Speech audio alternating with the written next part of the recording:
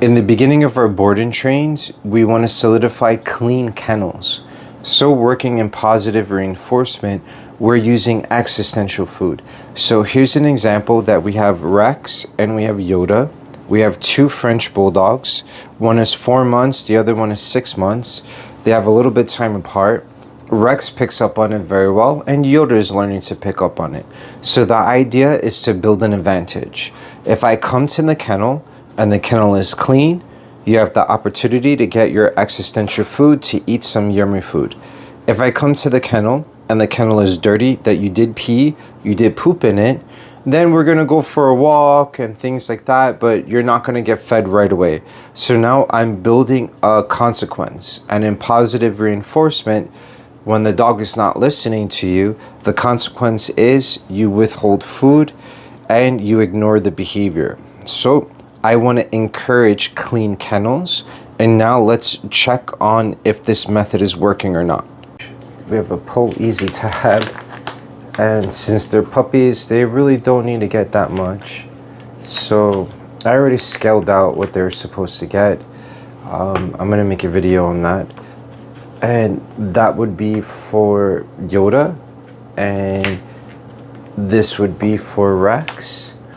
And what we want to concentrate on, if the kennel is not dirty, then you're going to get your existential food. The last video I added sardines, I added phytoplanktons. We don't need to do that every meal. So now let's check out the kennels and see who's going to deserve that existential food.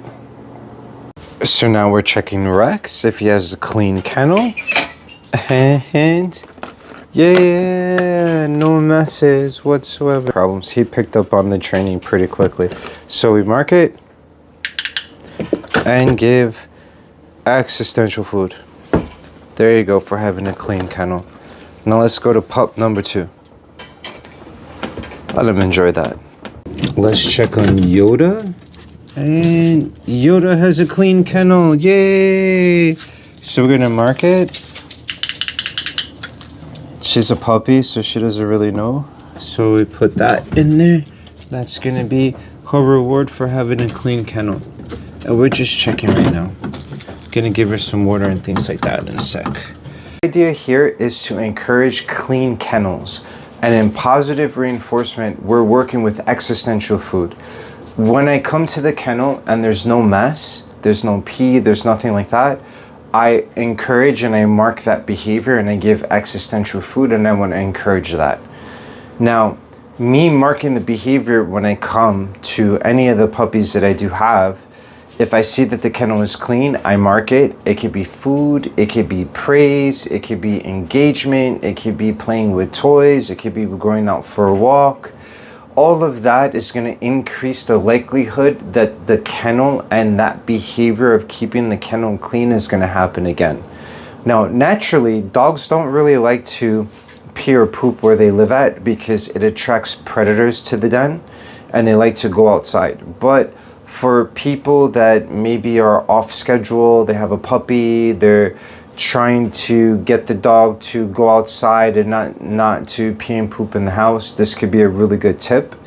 And it takes patience, because once the dog goes into practice and maybe finds a place in the house where the dog feels comfortable, peeing and pooping, it becomes a habit, and you're going to think that the dog is being spiteful.